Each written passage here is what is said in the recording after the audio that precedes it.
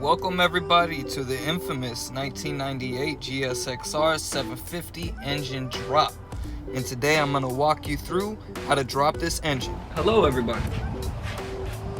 I got the engine. I picked the engine up today.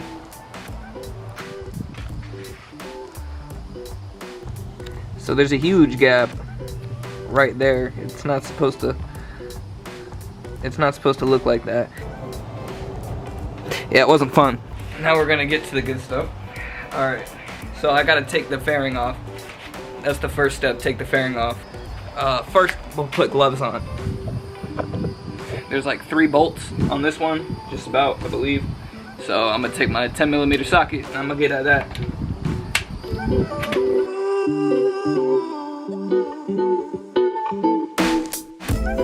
Right, you see, look at that. Alright, yeah, first things first, especially with taking the engine apart, you gotta find a spot for these.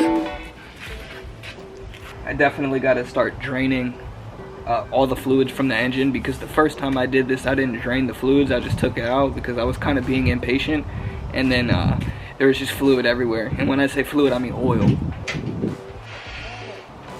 And now there's oil stains everywhere. In order to drain all the coolant, it's really simple.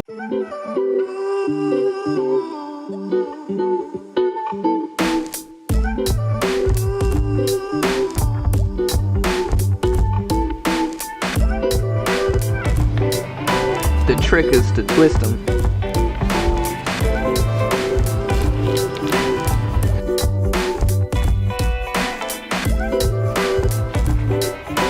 This is the OEM ignition switch.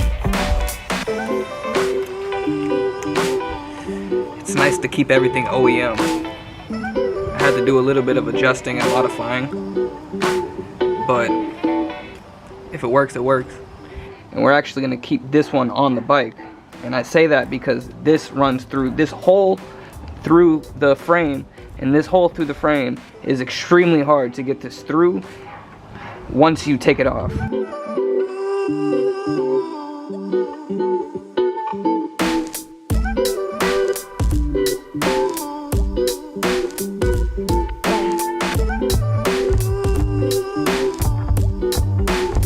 And now it's off.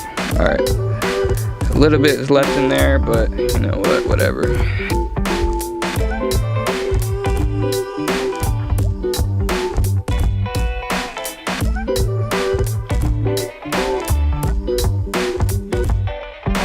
You know what I'm gonna do with this? Put it right back.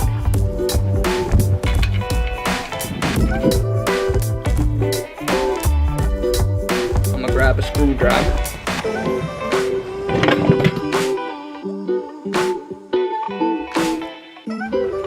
Right off. Right back on. So what we're looking for is this bolt.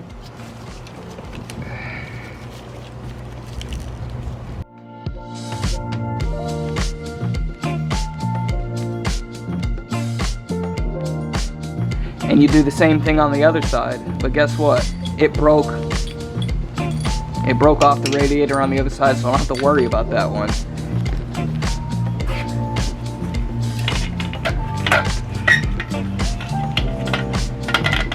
What you need to do is obviously disconnect the electrical connector going to the radiator fan.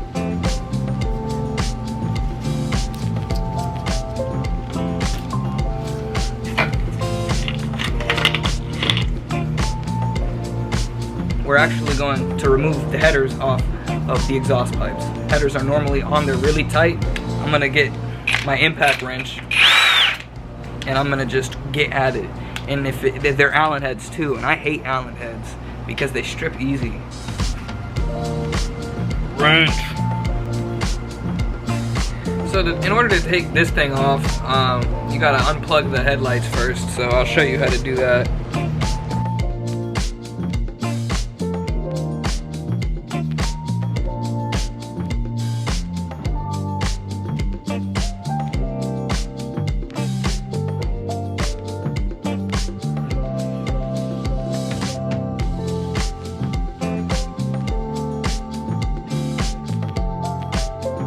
come right off.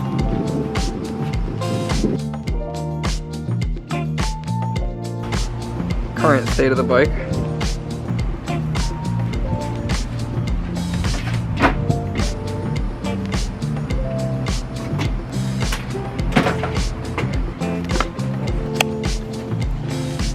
$10mm.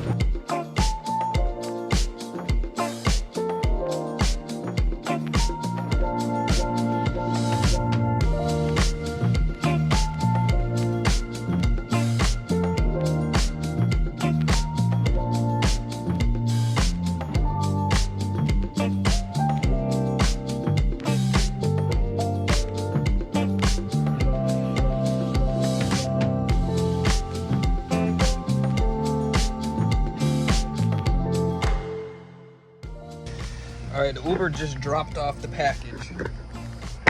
So now we can continue with the build. Woo!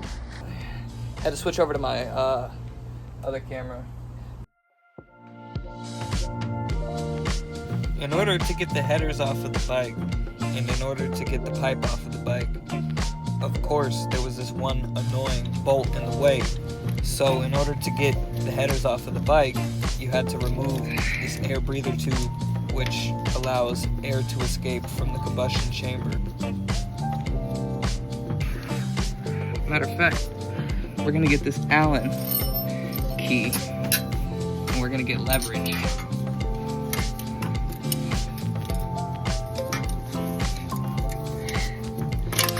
Yep. Because that brings us right here. Perfectly back to the bolt where I have clear access.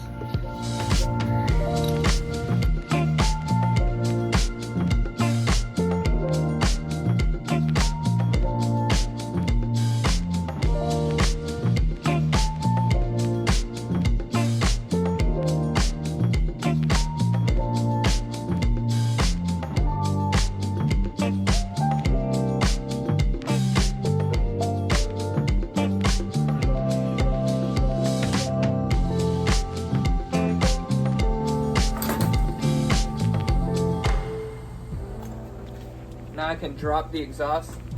So I'm gonna lift it up by the middle. Alright. As you can see, there's oil all over these pipes. So I'm gonna clean those like real good. Speaking of oil, I'm gonna walk you through an oil change. This right here is a 21mm bolt, and we're gonna undo it. So the second I took the drain bolt off, I got coolant on my fingers. And it's only supposed to be oil, so you can see them on the bottom of the magnet. I'm gonna put that back on the engine, and then tight or whatever. And then all the fluid will be gone from the engine. Let the oil drain. After that, you take the oil filter off after it's been sitting for a while. That's the oil filter.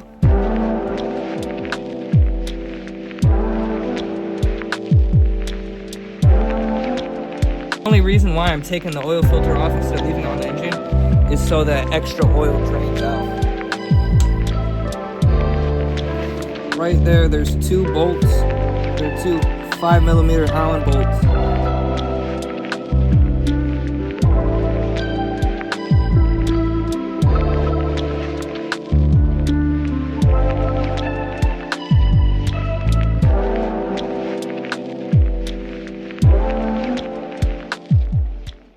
I'm going to unhook the fuel pump electrical wires because that's something I tend to forget.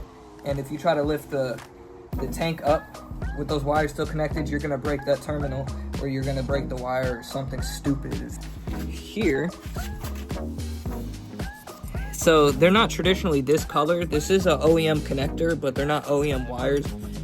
But I did go ahead and take all of the little terminal pins out of this OEM connector and replace it so I could have an OEM connector, because the OEM connector is the only thing that makes sense here in the fuel pump area. So we're just gonna go ahead and disconnect the connector. Now that's it for that part, but later I'm gonna thank myself that I did that, because I won't have to fight a connected wire while I'm holding a heavy ass tank and have to do some Egyptian shit to get that shit done. No offense, Egyptians are fire. Right there, you need to take the Phillips head screwdriver out of it and lefty-loosey. Just twist and twist and twist until it gets so stupid easy that you feel like it's off. Oh, sorry, we're on the other side of the bike, so we're looking for right in here, that screw. You need to get the Phillips head to it, which is in my hand. It's like way back in there. And you need to unscrew it. This one's tight, so I'm gonna put this back here and just get at it.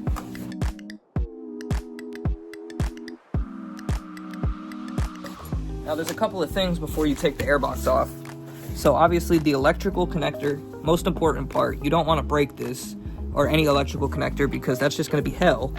If the electrical connector is broken, obviously whatever it's connected to is not going to work anymore. Or not work well if we're talking about a sensor. So we're just going to squeeze it, take it out, done. Now right next to it, there's a tube. You just need to slide that tube down. Just pushed it, slid it right down, came right out. May be tight on yours, may not be tight, you know, depending on what you be doing with it. So now that's off there. Now the crankcase breather is under the tank.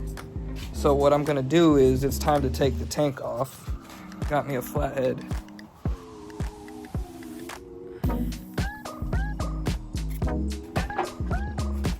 I gotta get the chode flathead out because it's in a weird angle.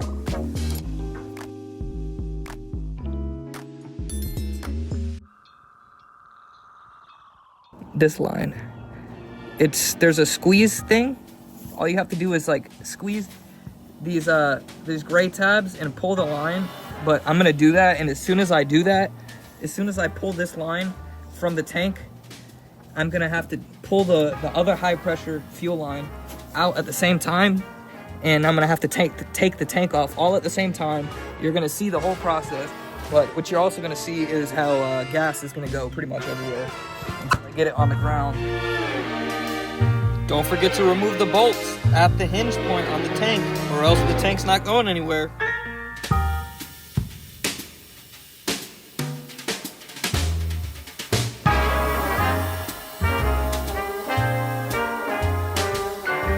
Engine's coming out in the next video. Here's proof.